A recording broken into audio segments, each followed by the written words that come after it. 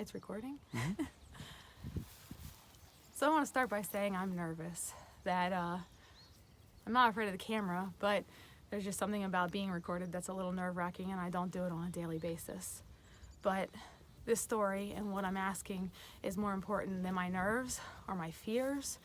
And I feel with all that I am that God is asking me to do this. So I'm going to do the best that I can. Hope that I don't speak too quickly or cry too much. On October 13th, 2017, my mom was diagnosed with stage 4 neuroendocrine cancer. It started on her pancreas. It directly invaded her stomach and her adrenal glands and has metastasized to her liver. And all of that sounds really scary because it is. If you take a minute and you went and you looked neuroendocrine cancer up, you'd find a lot of not happy things about it. And it's scary, and we were terrified. And I just prayed a lot because I honestly thought that I wasn't sure I was going to see my mom on Christmas morning, let alone today, March 18th, 2018. It's a miracle that she's here. And she's done everything we can do so far to battle this. We felt that God led us to Chicago, so we went to Chicago. She did 5 rounds of chemotherapy. One is called etoposide, the other is called cisplatin. If you look them up, you will find that they are very scary medications. But she did it faithfully, and it hurt. It hurt her mind, and it hurt her body. It hurt to see her go through that. And her cancer, which is rapid growing, if you look at up neuroendocrine cancer, there are 2 kinds. One moves very slowly, and people live with it in their body for a very long time. Many, many years it can be inside of you. Just not supposed to be there, but you can live through it. But then there's a fast-growing kind, which at the moment I can't think of the terminology, but it just is rapidly growing, and that sucker is really hard to fight. They don't really know what to do with it, to be honest. So when she started chemotherapy, we also started her on cannabis treatments. We don't talk a lot about that because there's a lot of taboo when it comes to talking about cannabis. Particularly this is called Phoenix Tears or RSO oil, and I encourage you to look it up and realize that it's helping a lot of people, and we believe with all that we are that it's helping her. It manages her pain. It's made her thrive as best as she can through this compared to others who are withering away, which I've witnessed with my own eyes. People who are basically skeletons and they look like death. When you meet her and see her, at least you can see life, and she has an appetite, and it's helping. So we're doing it. And we've been led to some other natural treatments which we hope are doing some good. But at this point, all we've been able to do is slow down the cancer. It has not gone away. It has not shrunk, but at least it has not metastasized anywhere else. And it hasn't grown any larger. But the chemotherapy started to hurt her, and we believe that in Jeremiah 29:11, it's our favorite verse, and I definitely want to share it. It says, "For I know the plans I have for you, declares the Lord. Plans to offer you, not to harm you, but to offer you hope and a future."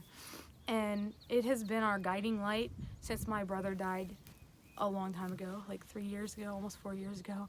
It's followed us through all of these horrible ups and downs, and definitely here facing cancer. And so when we went into doing these chemotherapies, which you've heard of, they hurt people. So we were like, okay, Lord, and he said, go, I want you to do this, and it's not gonna harm you. And then it started to change, and it was harming her. She had some symptoms of a stroke, blurriness on one of her eyes, then half of her head went numb, and her blood pressure was extremely elevated, which the chemotherapy does. And they actually said, hey, if you have any symptoms of a stroke, head to the hospital because you might be having one.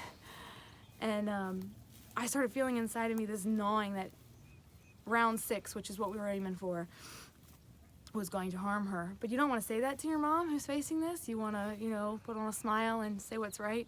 And so I didn't. But then I could tell she had the weight of the world on her shoulders. And so one day we're talking, and it just all came out that we both were feeling these things, and that maybe we were ignoring God saying this time it was going to harm her. So when I prayed on Jeremiah 29:11, that's exactly what he said. Well, if you feel like it's going to harm her, then it's not of me, right? So she made the decision, not easily, but she made it, and not, you're not supposed to make decisions through fear, but when you're facing this kind of diagnosis, there's kind of fear everywhere you go. So it was, do the round 6 of chemo and see what happens, and there was fear, or don't do it and see what happens, and there was some fear. But the minute that she decided not to do round 6 of chemotherapy, there was peace. For her, for me, my siblings accepted it. So far we haven't met one person that she shared that with that wasn't like, we understand. And so now she's got this pep in her step, and it's beautiful. And there's not dread all the time. There was a lot of dread. Chemotherapy does way more than just cause nausea or make your hair fall out, which it did both of those things. It attacks your soul. It's very hard to go through. And I'm not saying that she won't have to go through it again. We both know that there's a good chance God will say again, now I need you to do that. But today he's not. Today we feel he's calling us to seek a natural treatment center. And there's one in Germany, which offers a lot of hope and therapies that are not offered here in the United States of America. And that's sad. Very, very sad. But they're out of pocket, and they're very expensive. And with pride, I thought, I can do this. I can figure this out. It's not that much money. And God was like, that's a lot of money, and I'm not sure you can do it on your own. So I looked into, medical loans. They exist. They won't let us take out enough money that we need, but they exist. And my mom hates the idea of Scott and I doing that. So it's like, what are we going to do? Well, the first time I spoke with one of these natural, it was actually the first place before we talked to anybody, we spoke with a natural treatment center, and the lady said it's $80,000. I jot that down, $80,000. And it's cash and out of pocket. Up front, insurance will not pay for it. And if you want to start, you have to give us a lot of money. They said we could start it at like $7,000 a week if you have that. I'm like, okay. So I hang up the phone and I'm like, all right, Lord, $80,000. $80,000. And he said, as clear as a bell, $80,000. That's 80,000 people giving you $1. There are billions of people on this planet. That's not that big, is it? And I was like, it's true. And that was in October. And this is March. So I've kind of been not doing this because, well, it's hard to ask people these kinds of questions and ask to help in these big ways.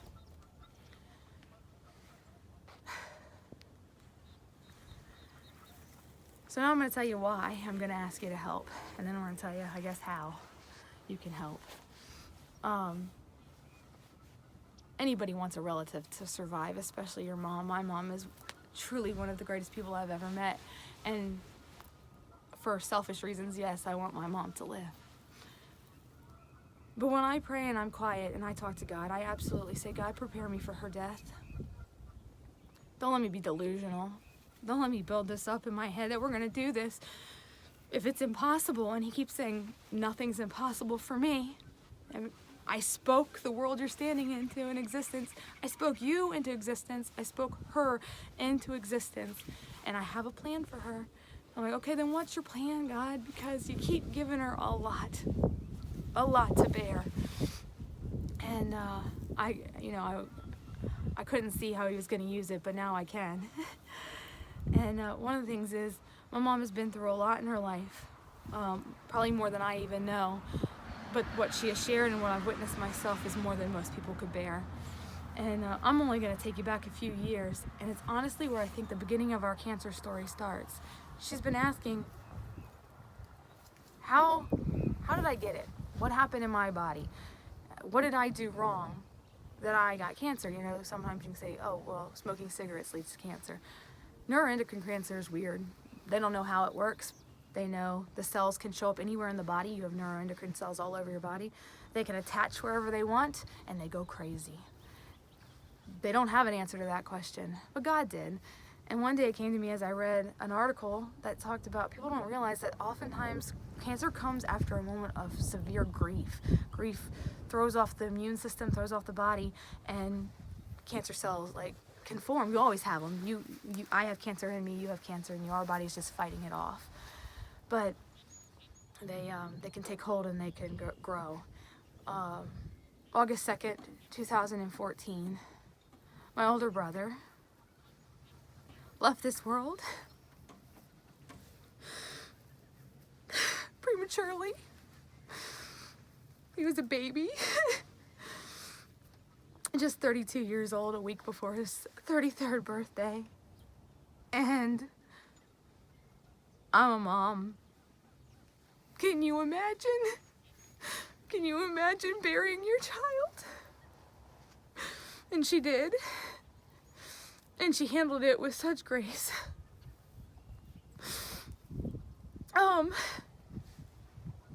That's a whole lot of grief right there. And that's a big door to be open for cancer.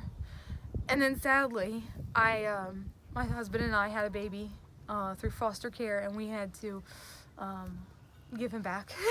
I don't know, we were not allowed to adopt him. He went to a family member. And once again, selfishly, I needed my mom.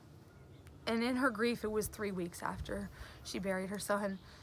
She came to my home and she packed up his things and she made them go away so I didn't have to. She washed his laundry so I didn't have to. And she helped so much.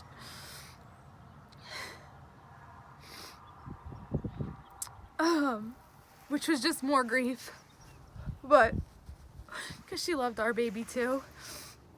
And then the story continues from there, and there's been many things over these last few years.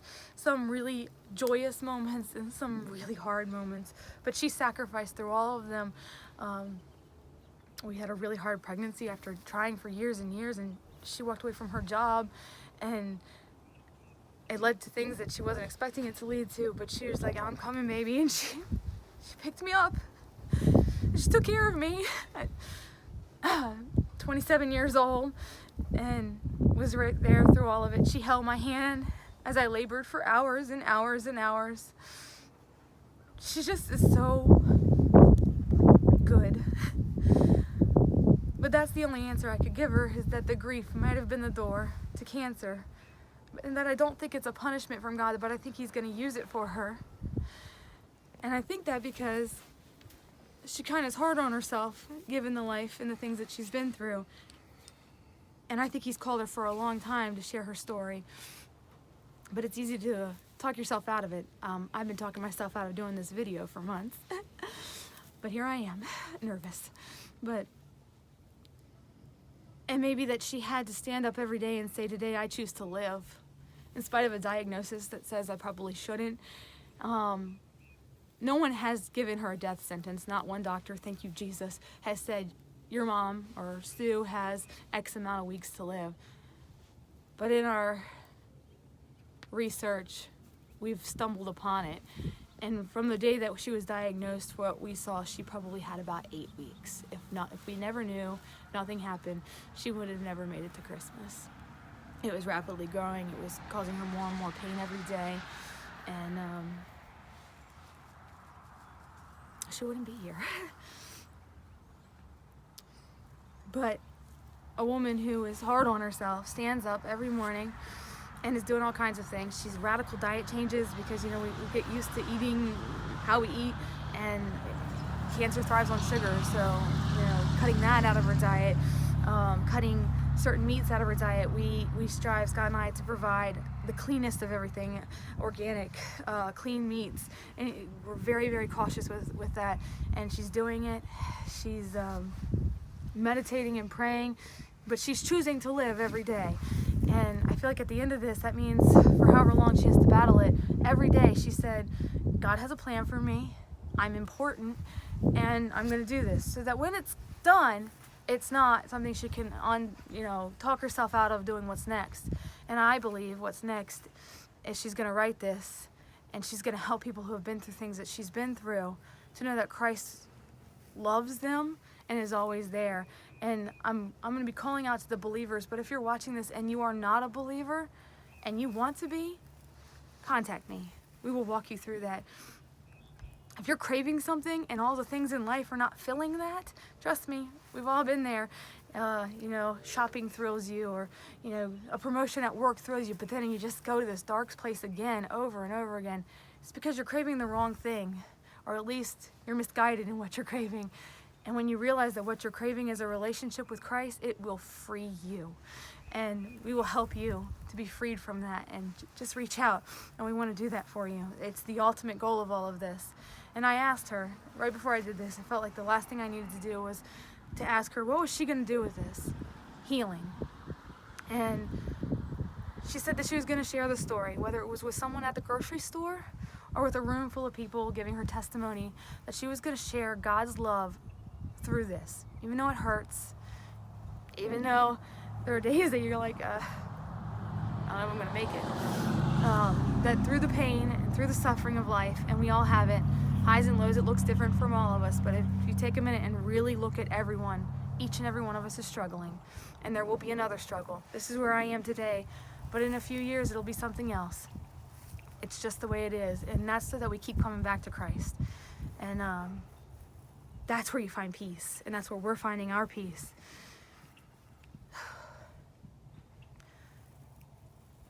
But she's prepared and she's ready to share this story, and I'm going to do everything I can to get her there.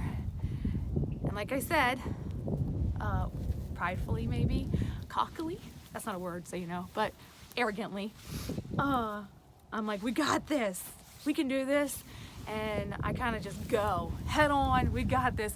Like I said, looked into loans and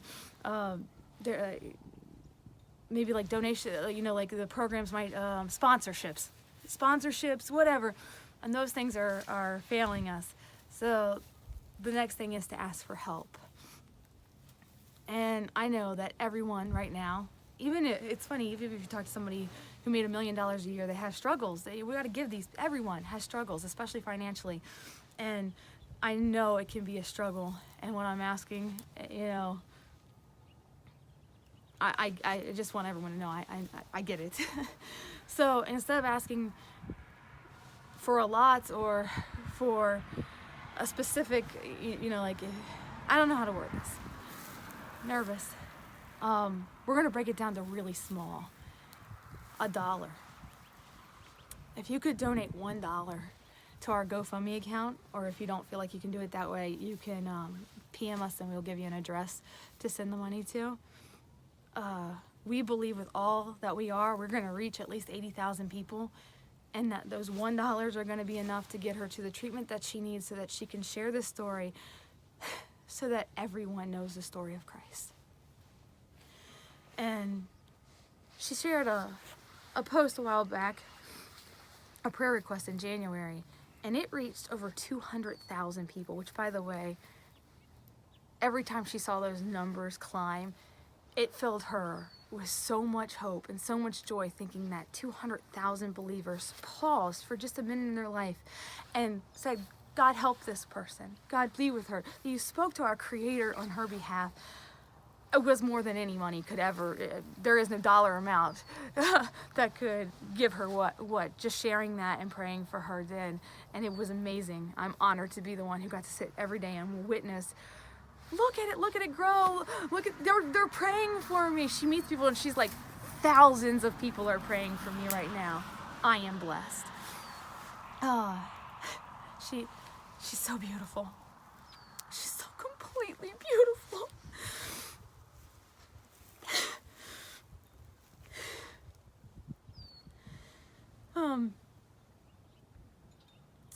But if 200,000 people could dig in their couch and send us the change that was in it, we'd make the money that we need to send her to Germany.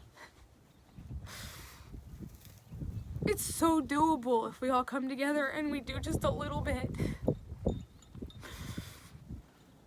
And I just ask that you please consider it and know that we are praying for all of you. Everyone, well, actually we pray for everyone, but everyone who's shared her post, everyone who's prayed for her, everyone who's donated. We have a list of people and we are praying for you, and we know that you're struggling, and we are praying blessings for you, and we always will.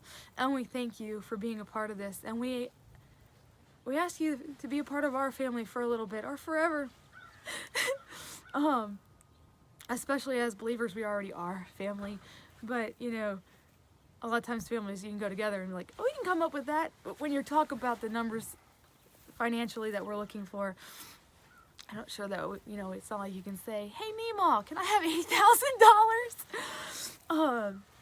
It's just too big for us to tackle alone.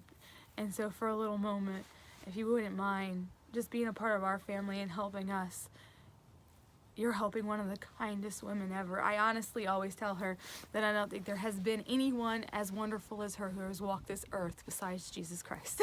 She says I'm wrong, but that's how much we love her. And in spite of this being a little awkward and hard to share and ask, when I felt God say to do it, and it's for her, I'm gonna do anything I can, guys. Anything I can. So thank you, and just keep praying too. Nothing is impossible for him. So if you take a minute and you look up neuroendocrine cancer and you go, oh man, it's not impossible for him. It's not. It doesn't matter what they say. He's got this, and we believe that. I believe that, and believe with us. If nothing else, every day claim it as believers that she is healed. And that's how I'm going to end this. I claim with the power of the Holy Spirit who lives inside of me, and in Jesus' name, that my mom is healed from stage 4 neuroendocrine cancer. Just believe with me, please. Thank you.